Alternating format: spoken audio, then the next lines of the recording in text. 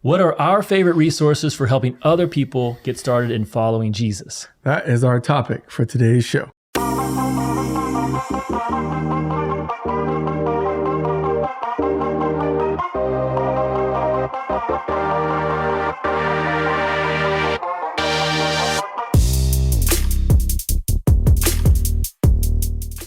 Welcome, friends, Into the Harvest friends. We are here today where our goal is to bring you the confidence and clarity you need to be a disciple and make disciples in the everyday places of life.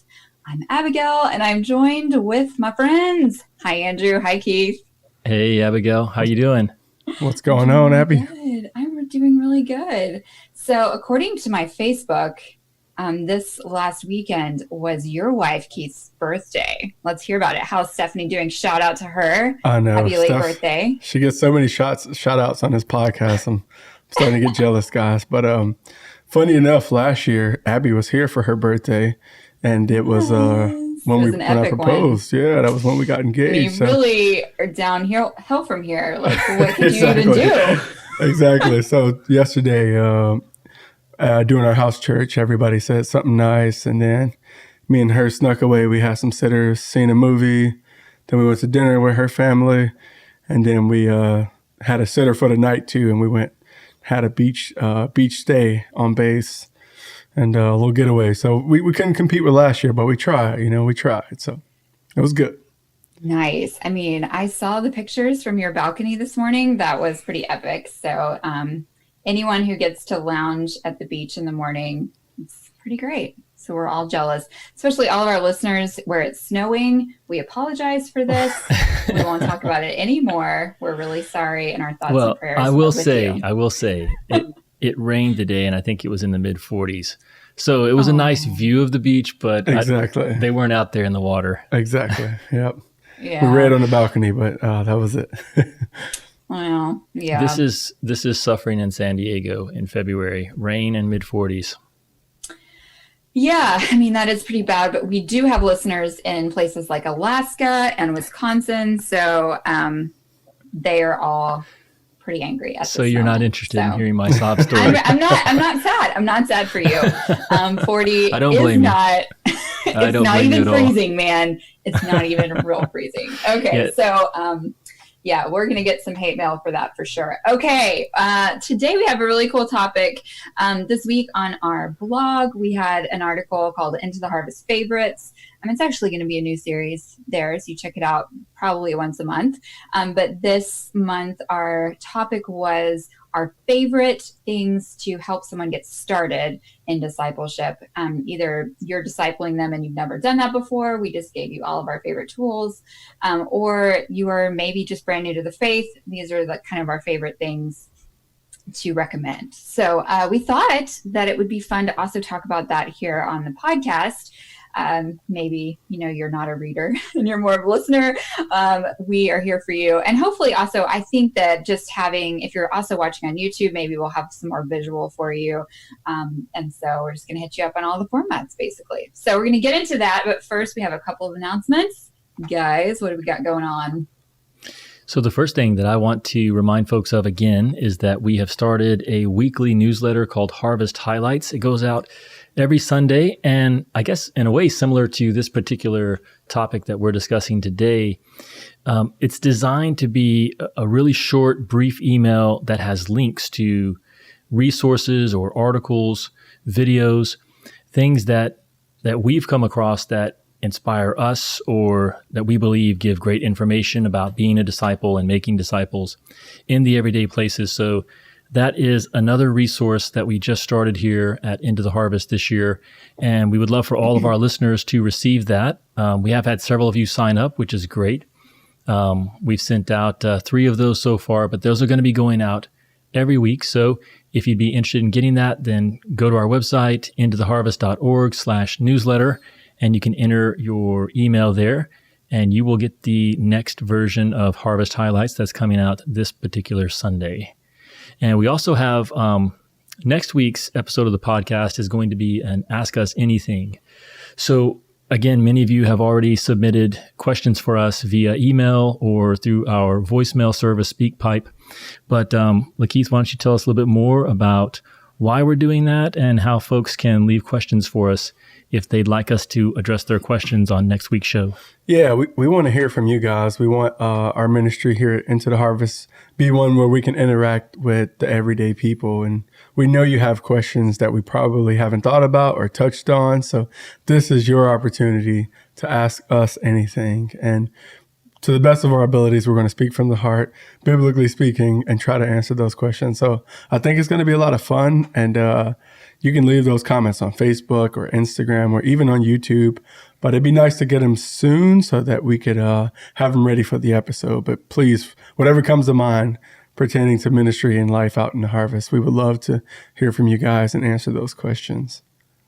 Yes, absolutely. So you're listening to this on Thursday, probably Thursday the 13th. It'd be and so you have until the 16th. You have until the 16th to get those questions in, and we will get to them right away. I'm very excited to hear what you guys have for us. Hope you can stump us. Yeah, like you said, you guys can leave those for us on Facebook or Instagram through the direct message. Or if you'd rather email, you can send an email to info@intotheharvest.org. Or in the show notes of this episode, there's a link to our SpeakPipe service if you'd rather leave a voicemail. I think we're going to be able to actually play those questions live while we're recording next week's show. So hopefully that will work. We got to make sure that Abby can hear the questions so if you leave a voicemail, your voice is going to be on next week's show. Wow. So we'd love to have some of you guys leave the voicemails as well. Fun. I'm excited. Okay. But before that, we have today's show. I'm very excited about this one too. It's always hard for me to narrow down the things that I want to recommend. So I did write that article on Monday. And so I'm very excited to share even more things today. But Andrew, can you just give us started of why we think this particular topic is important of getting started and what that kind of entails? Yeah, like Abby said, what we're talking about today are resources that we found helpful as we have discipled others, and especially as we've discipled others who are just getting started in following Jesus. That's the real subject that we're focused on today. And I was reading this morning in the scriptures out of the book of Colossians, and in chapter 2, verses 6 and 7, Paul had this to say. He said, "Therefore, as you have received Christ Jesus the Lord, so walk in him, having been firmly rooted and now being built up in him and established in your faith, just as you were taught."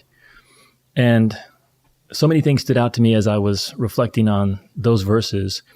The first is that, yes, we're called to receive Christ, and that's really the starting point of our journey as followers of Jesus. And as we share the gospel with others, that's the first step of response, is to receive Jesus, to embrace him as who the scriptures say he is, the Messiah, the Lord, the one that we want to belong to and we want to follow.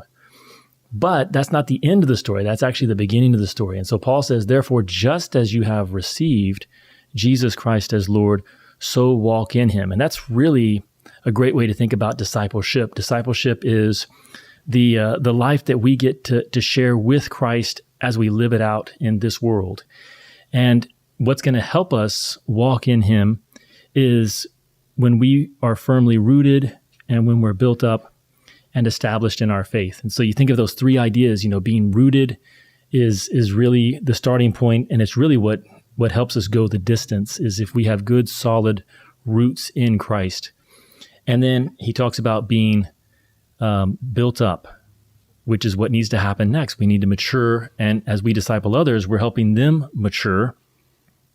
And then he goes on to say, established in your faith. And when I think of something that's established, there's an aspect of maturity to it. And so there's this growth process that Paul is describing in Colossians chapter 2, verses 6 and 7. But the last thing that he says is, just as you were taught. And so all of this is not just something that we experience in our own lives or on a solo journey with Jesus, just me and Jesus. But it's a callback to the fact that other more mature believers had been there with the Colossians, and had shared the gospel with them. A guy named Epaphras had done that to help them receive Jesus. And now Paul and Epaphras and others were helping them become rooted, built up, and established. But all of it involved the passing on of life and knowledge, and I'm sure to some degree resources. And so today what we're going to talk about is what are some resources that you can use to pass on the life of Jesus and to help others become rooted and established and built up in their faith, because it's not something that's just going to happen. We need to actively make disciples. So that was a great verse that I read this morning that I thought fit pretty well with what we're going to be talking about today. Yeah, that's really perfect. I think this is a great topic because hopefully it's twofold. So either you're listening and we're going to talk about things that maybe you personally need help in, and these would be great tools for you personally. But we also hope that as you're doing it yourself, you can also help to train others. That's really what we're all about. I mean, even in our opening statement, we say, to be a disciple and make disciples, and we never want to forget that. So I really love all of the things we're going to share today because they're all super easy and easy to share with others. So let's get into it. Okay, Keith, I want you to go first. Tell us what you got. Yeah, no problem. So I think back actually to my time in the military, and when you checked into a new place, they would often refer you to the SOP. So they always made a big deal out of, hey, when you get here, you really need to get familiar with the SOP. So standard operation procedures. And what you learned from that was just how the place works. Like what were your next steps and what was the commander's intent? What did he want? And I learned to really rely on the SOP. And it was a similar thing when I came to faith and somebody challenged me on reading the Bible. And I was like, well, why would you read the Bible? Like there's people that get, that make a living on reading the Bible and explaining it to us. Like, why would I have to read the Bible? That doesn't make a whole lot of sense. But it was when I really got into the Bible that it was transformative. The power of God speaking and speaking directly, to me was something that forever changed my life. So I think when we think of spending time with God today, we don't think it's a physical choice, but every day we have to physically choose to open our Bibles and spend time with God. And I would say that one of the best things someone can do when they're getting started is to go back to the beginning as far as spending time with God. Like whatever tool you've come up with, I've heard of like 7 minutes with God, or somebody reading a chapter of day of a gospel like Mark, or even one of our tools we use out here is a Cornerstone reading method. And it's attached with a 40-day reading challenge. But I've seen a lot of people really develop in their walk and get started with Christ just by spending time with him on a daily, So with the Cornerstone, you're reading a couple times in the Old Testament, the New Testament, and also the Gospels, because that's where they focus the most on Jesus' life. So kind of like that SOP in the military, when you first get there, they're like, hey, check this book out. Like, this is what you need to know. It's the same thing with our faith. Like the Bible is, it's a must for us, and we have to physically choose it every day. Do you remember what passage the Cornerstone is based off of, Keith? Yeah, it's a passage out of Ephesians. I know, right? On spot. It's a good thing. Pop quiz. It's Ephesians 2:19 and 20, right? Yep. Super glad you didn't ask me. I would not have gotten it right. And it's cool because Paul is really explaining to people like us, non-Jewish people, that, hey, we're no longer on the outside. Like now we belong to God, to God's people. There was one fold that we're being brought into. So we're no longer strangers and aliens. Like we're God's people, and we're being built up on the foundations of the prophets, everything foretold about Jesus beforehand. And the apostles looking back to Jesus, and then also Christ Jesus with himself being a cornerstone, that the Gospels are the heart and soul of, what Jesus did on the earth. So. Yeah, and I love that because it's that idea of being built up again. And so in Ephesians chapter 2, that's what Paul is telling another group of believers from the church in the city of Ephesus.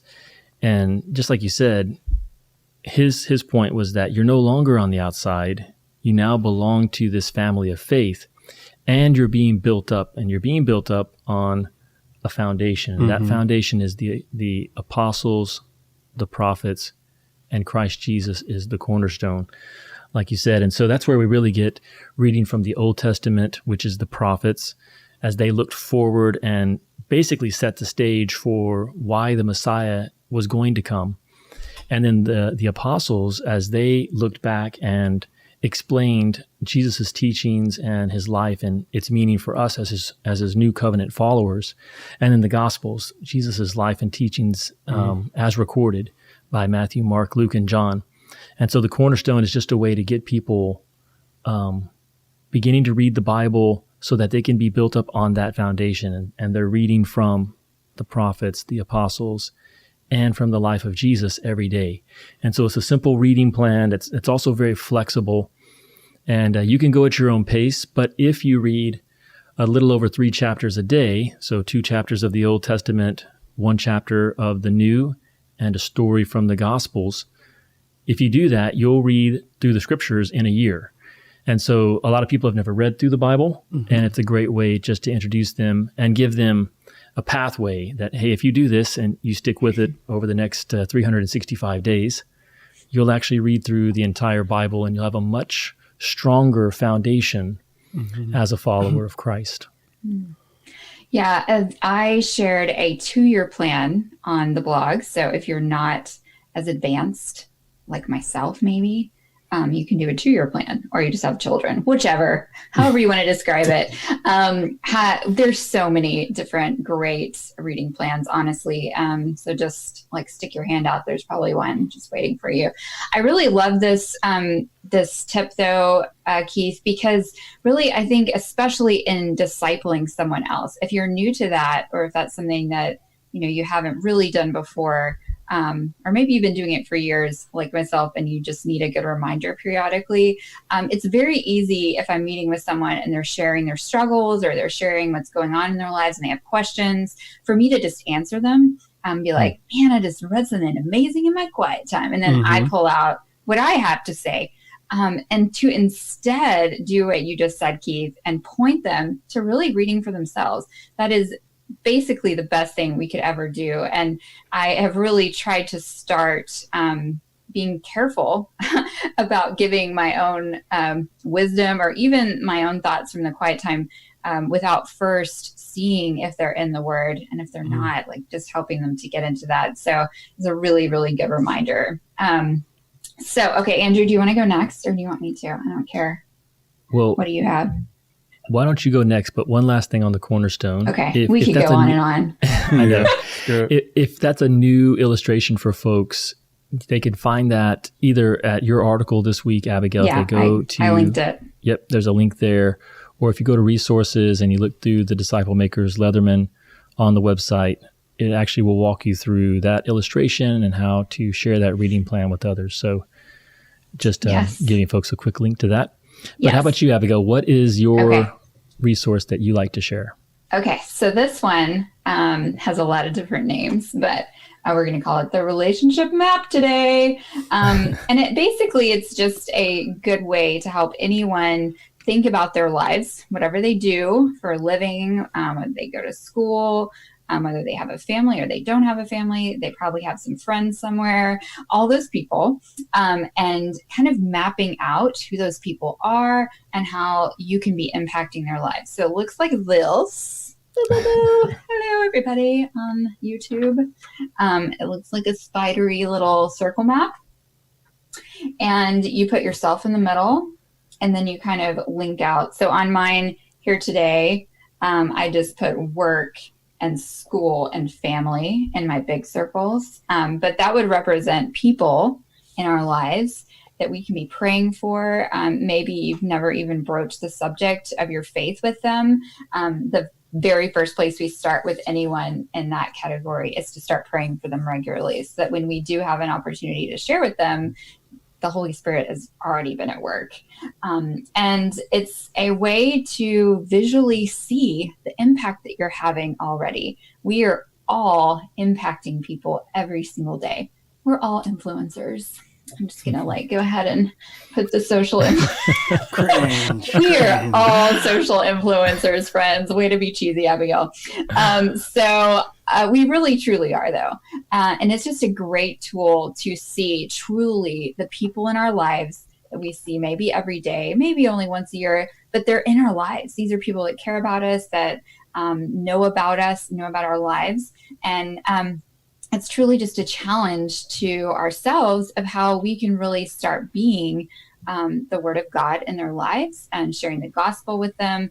But this is just the very first step. This is the step where we are looking at them on paper, and then we can keep that piece of paper in our Bibles or wherever and pull it out and pray over it each day and look at those names. And especially if you're in a workplace environment, just having the list of the people that you're going to see at work today, just laid out before you so you can pray over those names and not just go to work and then come home and be like, okay, now I'm going to be a follower of Jesus.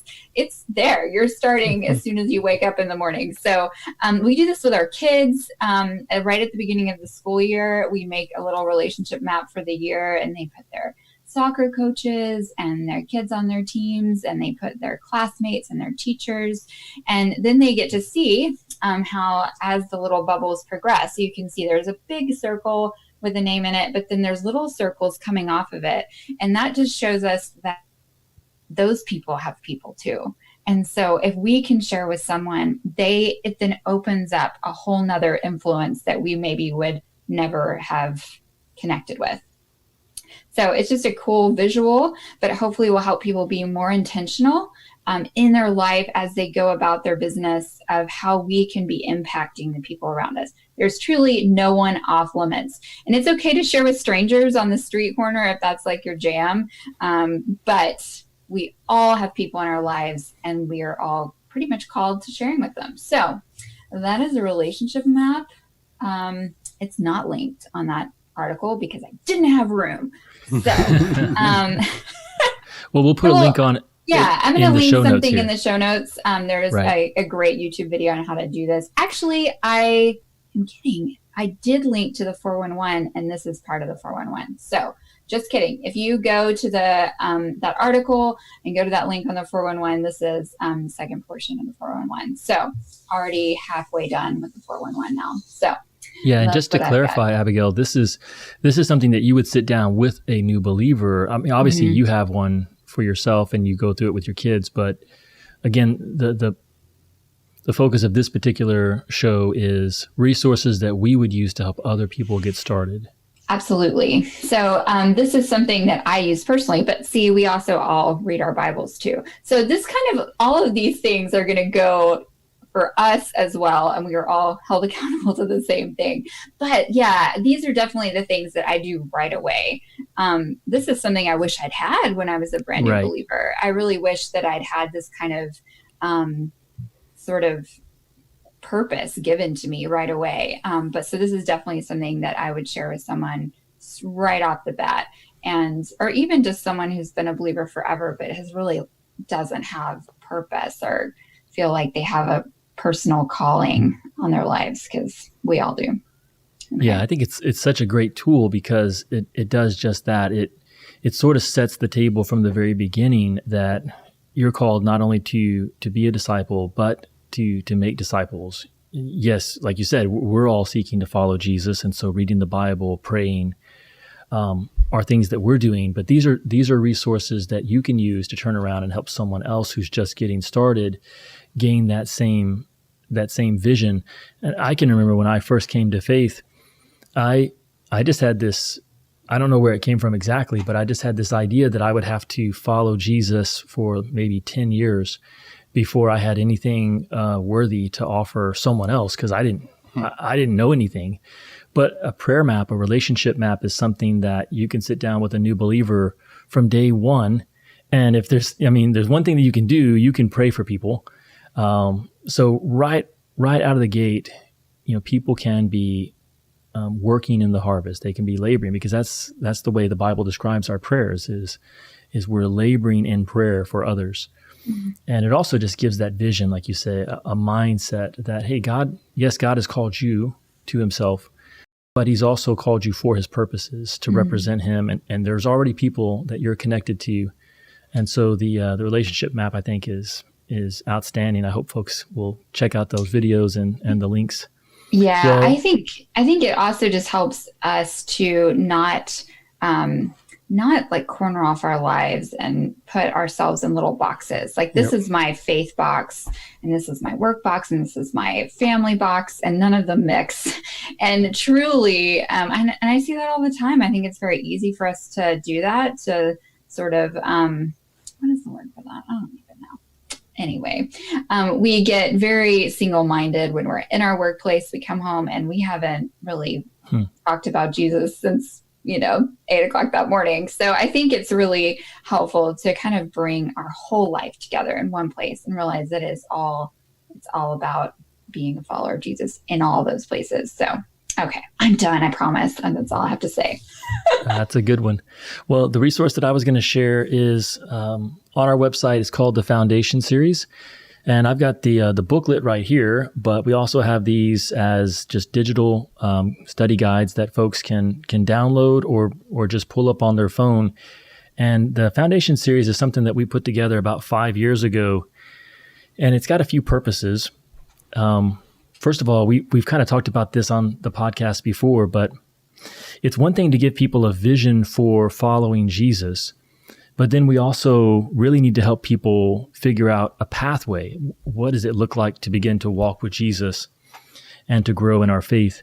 And so the Foundations is a resource that's designed to provide something of a framework where someone can start at point A and then progress through some essentials of the gospel message.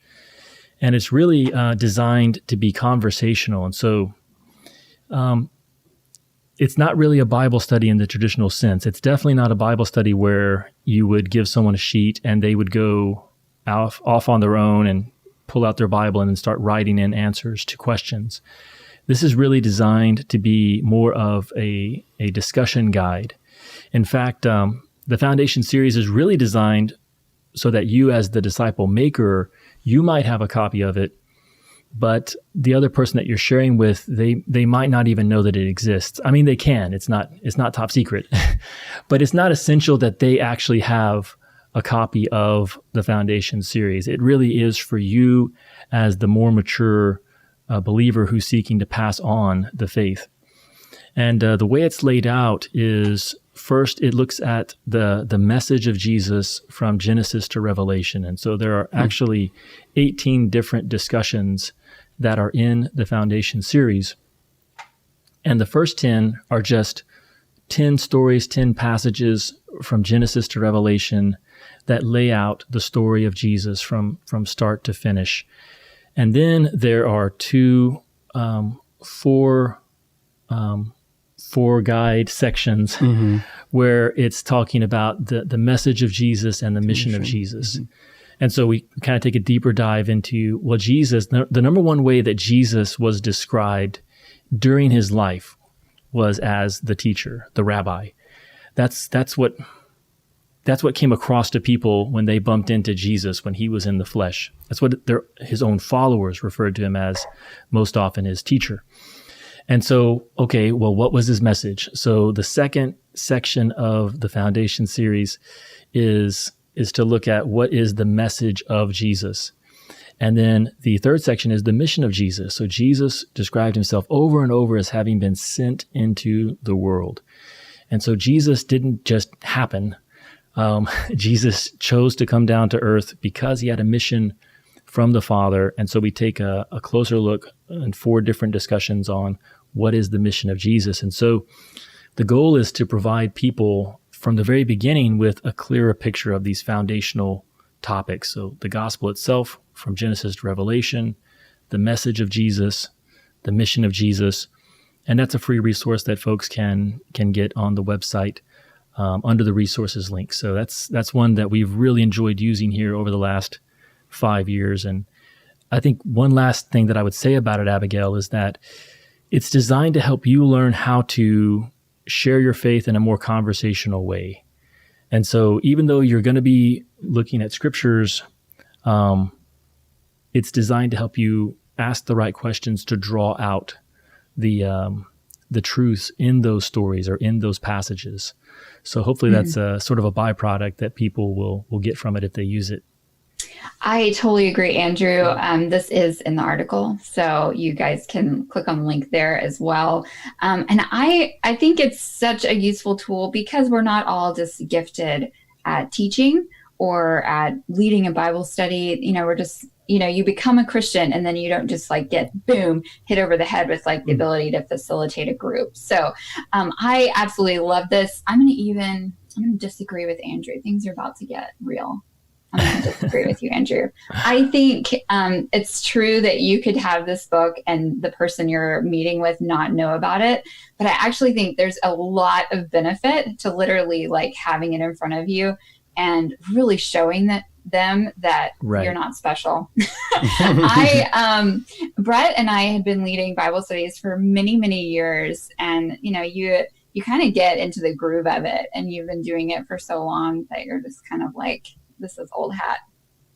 But at probably about 4 or 5 years ago, we were really challenged by someone to just go back to the basics and really have a piece of paper in front of us. So we would print out these Bible studies that we have linked for you, and we would have them in front of us, and we would literally like look down and like read off of the sheet, which was really awkward for us, but it actually helped and empowered and demystified it for the people that we were sharing with. That's good. That they didn't think, oh my gosh, like we're never going to be as awesome as Brett and Abigail. By the way, they never thought that, but let's just pretend we were awesome and they thought that. But it really does take away like some sort of amazing like aura that we have as believers who've been a Christian for longer than they have, and really shows them that anybody can do this. So whoever you are, you can print this out and you can share it with someone you know. Our oldest son, Ransom, just finished the studies. And he got a certificate. I made up a certificate because he was like, am I going to get something for this? And I was like, I don't think that exists. Anyway, you know what? The internet has such a thing. So we had 2 9-year-olds graduate in quotes. Oh, that's awesome. And one of the things we shared with them is like, now that you've done this and you know where it exists, you can do it with your friends too. So if 9-year-olds can do it, so can we. So that's my one thing I would add to that, but it's really, really great resource, guys. So check it out and read off the page. All right. So we're running out of time. I'm so sad. Don't worry, friends. We know that there are many, many more resources that should be shared. If you have one that you're mad at us for not sharing today, please let us know in the comments. And we hope to cover more of these in the future. So this is not the end of this conversation. So also, if this is a conversation that you know someone would love, think of that person and then send it to them. Share it with them on Facebook, because that is truly the superpower of the internet. So thank you guys for listening. Thanks, guys, for the combo. It was lots of fun as always. Yeah, it was fun, Abby. Bye.